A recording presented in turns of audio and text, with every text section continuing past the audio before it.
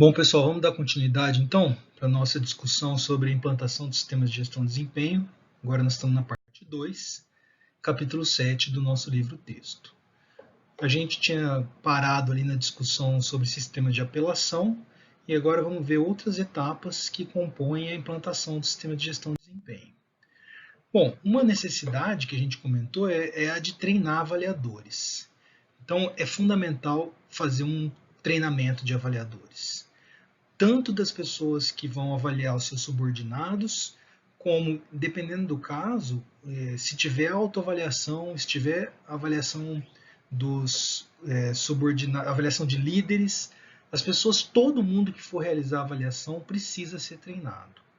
Então, o conteúdo desse treinamento envolve esses 3 tópicos aí: informação, identificação, observação, registro e avaliação de desempenho e como interagir com os colaboradores. Informação aqui é no sentido de trazer conhecimento para essas pessoas, tá? Do que envolve a avaliação de desempenho, quais são os vieses e as melhores práticas recomendáveis. Bom, é fundamental que as pessoas entendam como o sistema funciona. Então, o treinamento ele deve abordar isso, uma explicação e uma apresentação do sistema, incluindo as motivações da implantação do sistema de gestão de desempenho, qual que é a conexão entre o sistema e a estratégia da organização, informações sobre os formulários de avaliação. Então, as pessoas que vão avaliar precisam ficar muito familiarizadas com os formulários, os instrumentos de avaliação de desempenho e a mecânica do sistema. Então, o período de avaliação, o período de feedback e assim por diante, tá? E todo o ciclo de gestão de desempenho precisa ficar muito claro e ser apresentado de forma bem precisa. E as pessoas que vão ocupar funções-chave, elas precisam entender isso. Depois é importante ter um treinamento sobre observação de desempenho.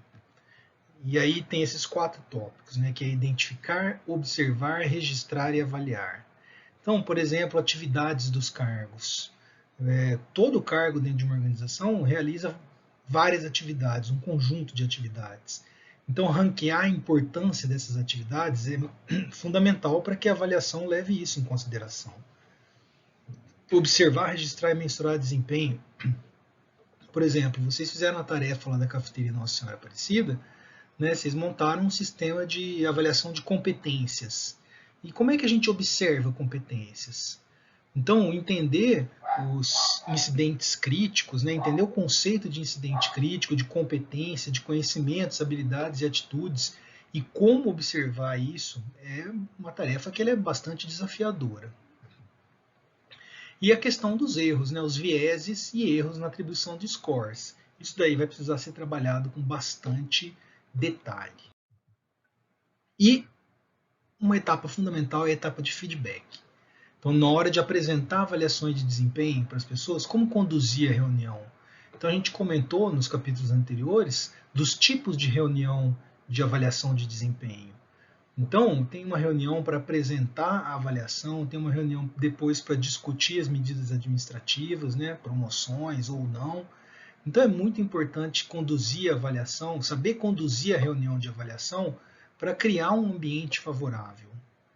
Como treinar as pessoas? Então, a partir do momento em que você fez uma avaliação de desempenho, a consequência é um programa de desenvolvimento individual. Isso é até o capítulo 8 do nosso livro, o conteúdo da nossa próxima aula.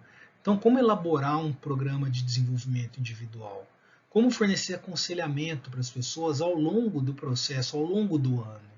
Isso é muito importante, Bom, e aí a prevenção de erros de avaliação também é uma etapa que vai requerer bastante atenção, e a ideia é, no treinamento, deixar as pessoas conscientes dos tipos de erros que elas podem cometer, principalmente os erros não intencionais, porque os erros intencionais as pessoas já têm essa consciência, mas muitas vezes as pessoas erram na avaliação de maneira não intencional. Então, o objetivo dessa etapa do treinamento é ajudar as pessoas a minimizar esses erros e aumentar a precisão do processo de avaliação. Os erros intencionais, a gente já comentou, são a leniência, a severidade e a tendência central, que são então a leniência tendência a dar notas muito altas, e as pessoas têm motivações para dar notas muito altas, ou para si mesmo ou para os outros. Severidade, que é dar notas mais baixas do que o normal, do que o real, né, o merecido. E tendência central, que é a tendência de dar notas medianas para todos. Os erros não intencionais são bem mais numerosos. Então a gente já comentou, no nosso último encontro no Meet, eu comentei sobre ele. Né? Similaridade é eu avaliar bem quem é parecido comigo e avaliar mal quem é diferente de mim.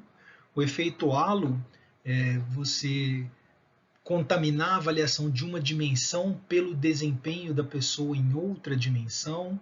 A primazia, que é você levar em consideração as informações que aconteceram, que você recebeu primeiro e a partir daí não mudar de opinião.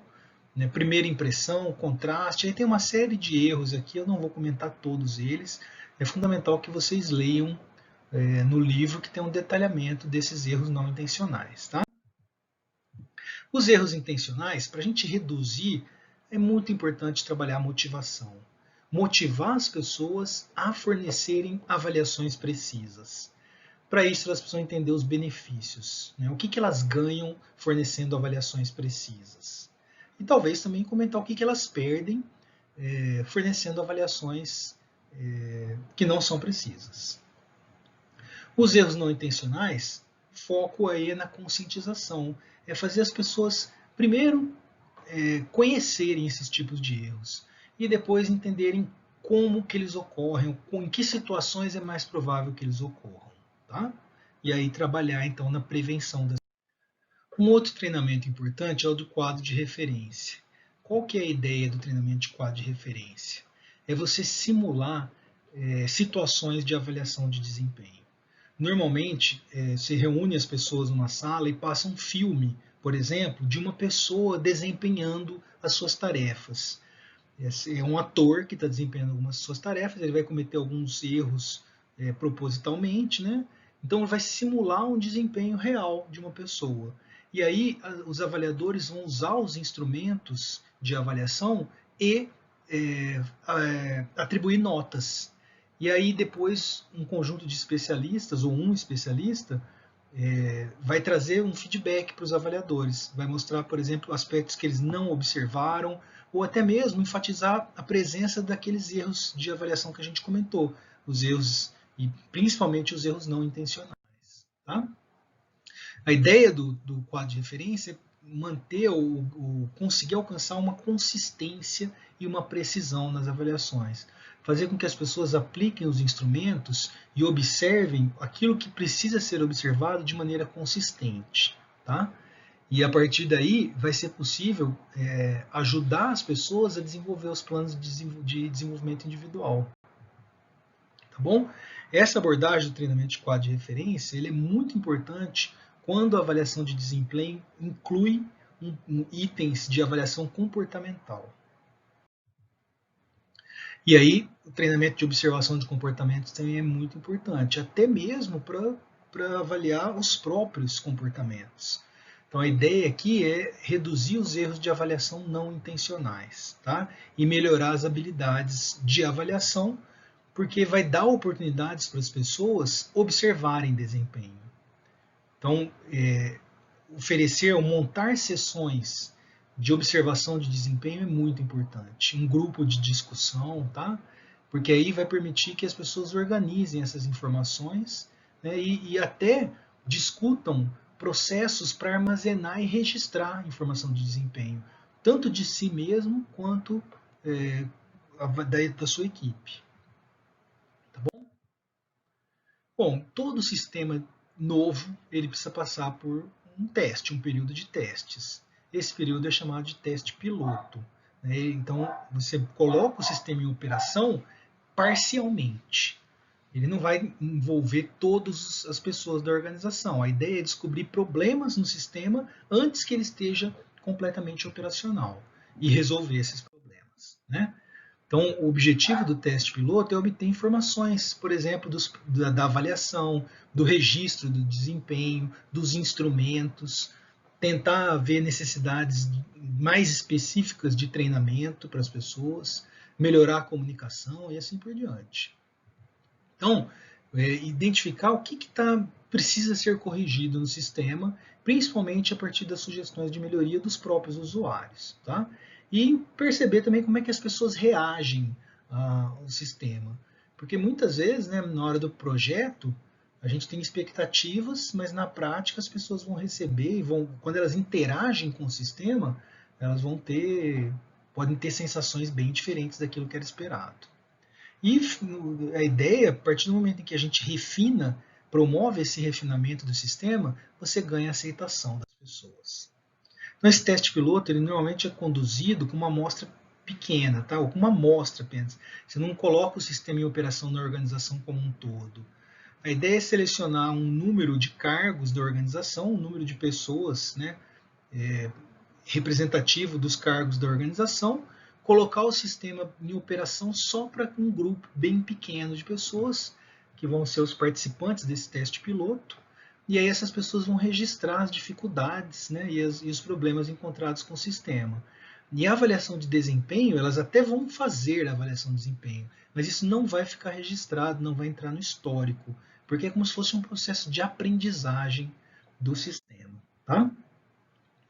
É fundamental, depois que o sistema está plenamente operacional, monitorar. Né? Então, todo sistema, ele sempre